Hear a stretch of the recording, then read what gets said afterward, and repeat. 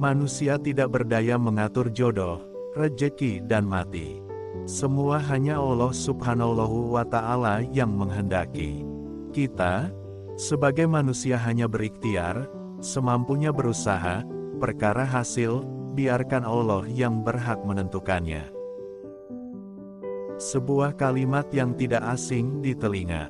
Namun, terkadang untuk sekedar paham dan menerima, kita lalai dan lupa. Assalamualaikum warahmatullahi wabarakatuh. Saudara-saudaraku dimanapun Anda berada, kami, Salesman Partikelir mengucapkan selamat berjumpa. Semoga kalian semua dalam keadaan sehat walafiat, dan senantiasa dalam lindungan dan rahmat dari Allah Subhanahu wa Ta'ala. Kali ini kami akan membawakan sebuah alur film inspiratif yang tidak jauh-jauh dari nuansa Islami, tentu saja. Seorang anak lelaki diramal hanya memiliki usia 20 tahun. Namun, tak pernah menyerah menunggu mukjizat turun. Walau dipaksa menerima takdir yang lebih pantas disebut kutukan, ia masih berpegang teguh bahwa segala hal hanya Allah yang menentukan. You Will Die at 20. Sebuah film bergenre drama, mengangkat kehidupan di sebuah desa di negeri Sudan yang umat Islamnya masih bernuansa mistik sufi. Sebuah karya Amjad Abu Alala, diangkat dari sebuah kisah, Sleeping at the Foot of the Mountain yang diadaptasi. Bagaimana kisah selengkapnya? Namun sebelum kami lanjutkan, terima kasih sudah mampir di channel kami. Jangan lupa support kami dengan subscribe, like dan share. Jangan lupa juga menyalakan tombol loncengnya agar tidak ketinggalan konten-konten menarik dari kami. Baiklah, tanpa berlama-lama lagi, mari alur filmnya, kita mulai. Film dimulai dengan adegan sekelompok orang menyusuri padang pasir. Seorang ibu mendatangi upacara pemberian nama untuk anaknya yang baru lahir. Upacara dipimpin oleh seorang imam yang sangat dihormati di daerah itu. Prosesi upacara diiringi dengan alunan sholawat kepada Nabi Muhammad, mirip dengan upacara akikah kalau di Indonesia. Awalnya upacara berjalan lancar, sang imam memberikan doa-doa kebaikan untuk si bayi laki-laki. Setelah berkhidmat sejenak, diputuskan Muzamil, nama yang diberikan oleh sang imam untuk si bayi. Di tengah doa-doa kebaikan, sang imam mendadak terperangah, seolah-olah mendapatkan pertanda buruk. Anak itu dikutuk hanya bisa hidup sampai usia 20 tahun saja. Sontak, sang ibu merasa tidak percaya dengan pernyataan sang imam. Namun, tidak ada yang bisa diperbuat karena ucapan sang imam sudah sangat dipercaya oleh seluruh penduduk desa. Akhirnya Sakinah, nama ibu Muzamil, pulang dengan perasaan kalut menyelimuti hatinya. Dia dipaksa menerima sebuah takdir yang disampaikan sang imam dengan ikhlas. Bisa dibayangkan betapa hancur perasaan seorang ibu, yang mengetahui bahwa anaknya mendapat kutukan yang sama sekali tidak dapat diterima. Al-Nur, ayah si bayi, jauh lebih terpukul dengan kenyataan bahwa anaknya diramal hanya berusia sampai 20 tahun saja.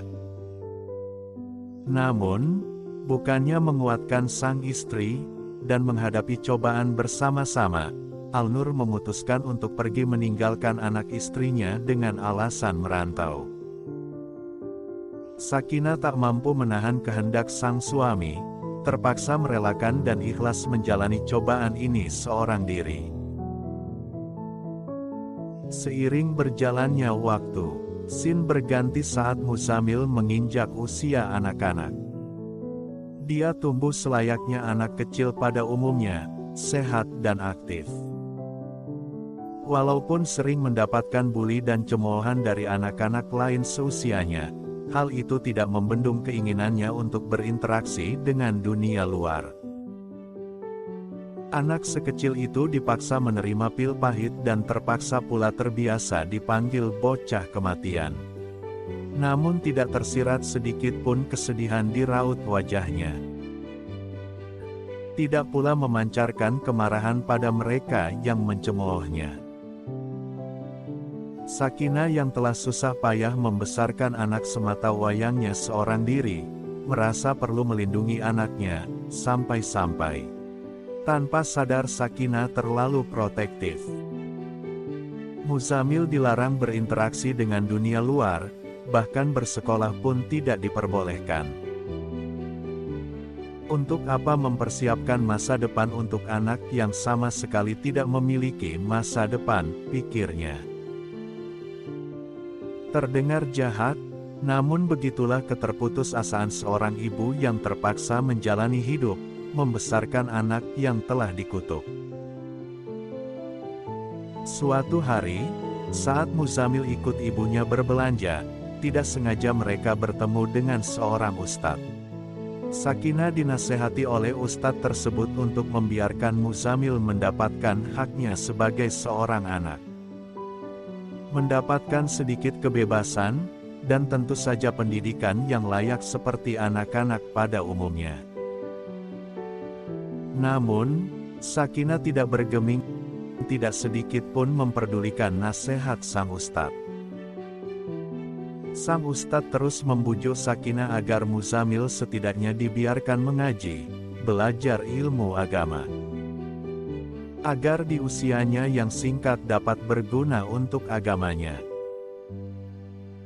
Sakinah merenung sejenak, lalu memperbolehkan Muzamil untuk menimba ilmu agama kepada sang ustadz. Di masjid, Muzamil belajar dengan giat. Dia pun kini telah memiliki teman, salah satunya ialah Naima, seorang anak perempuan yang bisa menerima Muzamil apa adanya. Walaupun terkadang mendapatkan perlakuan buruk dari anak lain, hal itu tidak mengendorkan semangat Muzamil untuk menimba ilmu agama, terutama membaca Al-Quran. Hal itu dikarenakan ada Naima yang selalu memberikan semangat dan menemani Muzamil dalam keadaan suka ataupun duka. Seiring berjalannya waktu, Muzamil kini tumbuh menjadi remaja yang tampan. Bukan hanya berparas rupawan, namun Muzamil juga pintar dalam menguasai ilmu agama. Hal itu terbukti Muzamil menjadi satu-satunya penghafal Al-Quran di desanya. Sakinah bangga, anaknya tumbuh menjadi anak yang soleh. Sekaligus sedih dengan kenyataan bahwa Muzamil diramalkan hanya hidup sampai usia 20 tahun saja. Dalam kehidupan remaja, Muzamil mengalami hal-hal yang luar biasa di dalam hidupnya, seperti remaja-remaja pada umumnya. Pertemanannya dengan Naima, menumbuhkan bibit-bibit cinta di hati mereka. Mereka sering menghabiskan waktu bersama, bercanda ria, menikmati suasana selayaknya remaja yang sedang dimabuk asmara. Untuk mengisi waktu, karena tidak bersekolah, Muzamil bekerja menjadi pesuruh toko di desanya. Muzamil adalah anak yang rajin bekerja, serta memiliki sifat amanah. Hal itu menyebabkan Muzamil sangat disukai oleh pemilik toko. Suatu hari, Muzamil mendapat perintah untuk mengantarkan barang ke seorang pelanggan. Hal itu mengantarkannya berkenalan dengan seorang pria bernama Sulaiman. Sulaiman ini seorang fotografer yang telah hidup lama di desa Muzamil, namun memiliki perangai yang buruk. Hidupnya dipenuhi dengan hal-hal maksiat. Bahkan, barang yang diantarkan Muzamil ke Sulaiman pun adalah sebotol minuman keras, yang telah menjadi kebiasaan Sulaiman mengkonsumsi barang haram itu. Hal itu sempat menyebabkan Muzamil berselisih paham dengan pemilik toko. Muzamil yang telah terdidik oleh ilmu agama yang kuat, bersikeras mengatakan kepada pemilik toko bahwa menjual minuman keras adalah hal yang dilarang Allah. Namun, pemilik toko berdalih bahwa dia hanya pedagang. Pedagang wajib menyediakan barang yang diminta oleh pembelinya, agar bisnis tetap berjalan, dan keuntungan pun bisa dia dapat. Menurutnya hal tersebut sah-sah saja. Muzamil tidak mampu mendebat si pemilik toko. Dengan enggan, dia terus saja melaksanakan apa yang diperintahkan pemilik toko, mengantarkan minuman keras ke rumah Sulaiman. Saking seringnya Muzamil ke rumah Sulaiman, semakin akrab Muzamil dengan pria paruh baya itu. Mereka pun berteman, walaupun Muzamil kerap mengkhotbahi Sulaiman, mengingatkan Sulaiman agar bertobat. Namun hal itu tidak pernah digubris oleh Sulaiman. Namun sebenarnya Sulaiman yang merasa iba dengan kehidupan yang dijalani Muzamil. Dia mengajarkan ilmu matematika yang memang Muzamil belum menguasainya. Diajarinya cara memandang dunia dari sudut pandang lain, selain dengan ilmu agama. Lama-kelamaan, mereka seperti tidak berjarak. Bahkan Muzamil menemukan sosok ayah pada diri Sulaiman. Dikarenakan Muzamil sampai saat ini belum pernah bertemu dengan ayahnya, Al-Nur. Al-Nur hanya sesekali berkirim surat pada ibunya. Surat yang hanya dibaca namun Sakinah enggan membalasnya. Mungkin kepergian Al-Nur telah meninggalkan luka yang dalam di hati Sakinah. Sementara itu, hubungan Muzamil dan Naimah semakin dekat. Naimah meminta kepastian perasaan Muzamil kepadanya, apakah Muzamil merasakan hal yang sama, apakah Muzamil mencintai Naimah atau tidak. Namun, Muzamil yang terlanjur minder dan tahu diri dengan keadaannya, apalagi dengan kutukan yang masih ia pikul, merasa ragu untuk menyatakan hal yang sama kepada Naimah. Lama Naimah menunggu kepastian jawaban dari Muzamil. Sementara orang tua Naimah sudah menyiapkan jodoh untuk dirinya. Hal itu membuat Naimah bingung, antara menerima lamaran pemuda lain, atau masih mau menunggu jawaban dari Muzamil. Suatu hari, Ibu Naimah mampir di toko tempat Muzamil bekerja. Ibu Naimah memesan bahan-bahan pokok begitu banyak, seperti hendak mengadakan sebuah pesta. Muzamil sadar, mungkin saja Ibu Naimah akan menyiapkan pesta untuk sebuah pernikahan.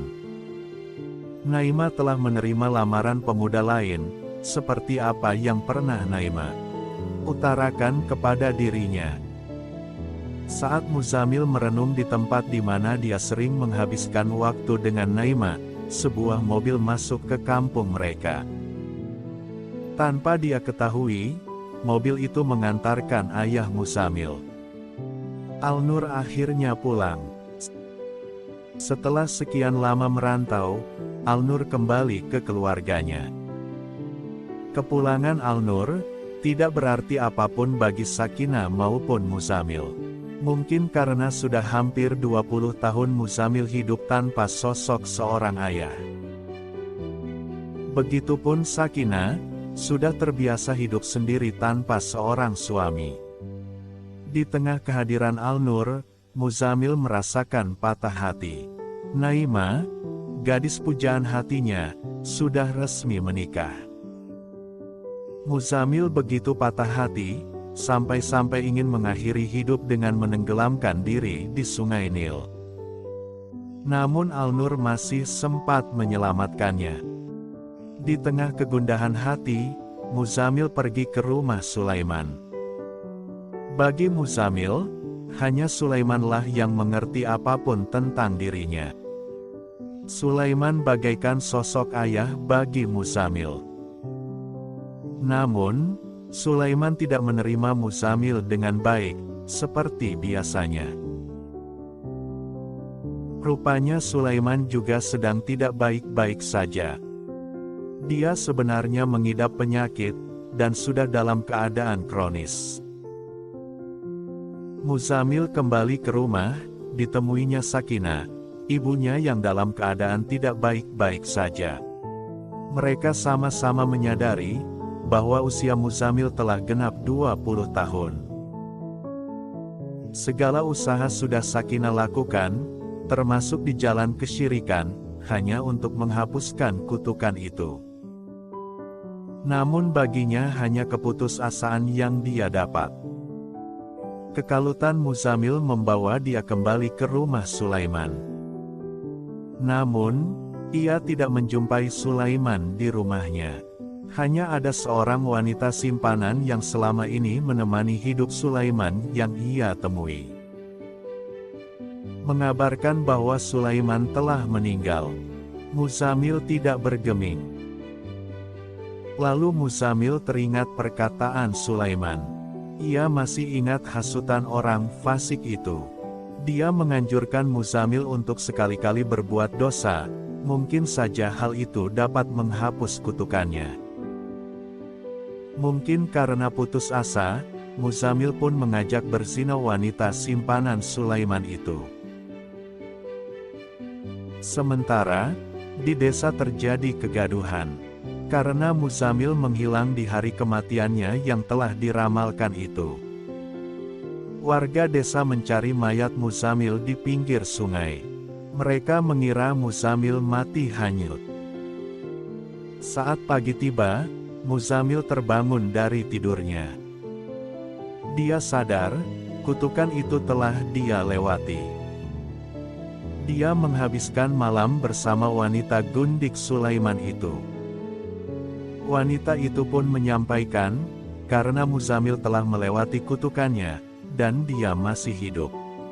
Dia menyampaikan wasiat Sulaiman, supaya Muzamil memiliki dan merawat harta benda Sulaiman berupa alat-alat fotografi. Setelah itu, entah bagaimana kehidupan Muzamil berikutnya. Karena film telah berakhir.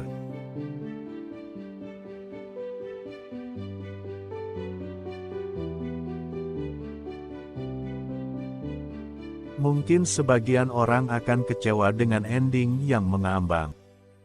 Namun, bagi saya justru film yang bagus adalah film yang membuat penontonnya berimajinasi dan menentukan sendiri ending filmnya, menurut versi mereka masing-masing. Mungkin kita bisa saling menebak endingnya di kolom komentar. Namun, apapun itu, harus diakui, bahwa film ini syarat akan pesan. Banyak hal yang bisa kita ambil sebagai hikmah. Bagaimana kita menghargai sisa umur, menyikapi cobaan hidup dan sebagainya. Mungkin hanya itu yang bisa kami sampaikan. Maaf, jika penyampaian alur film kami banyak kekurangan dan narasi yang berantakan. Jangan lupa subscribe ya kawan. Semoga Allah melindungi dan melimpahkan rahmat-Nya bagi kalian semua. Sampai jumpa di lain kesempatan. Wassalamualaikum warahmatullahi wabarakatuh.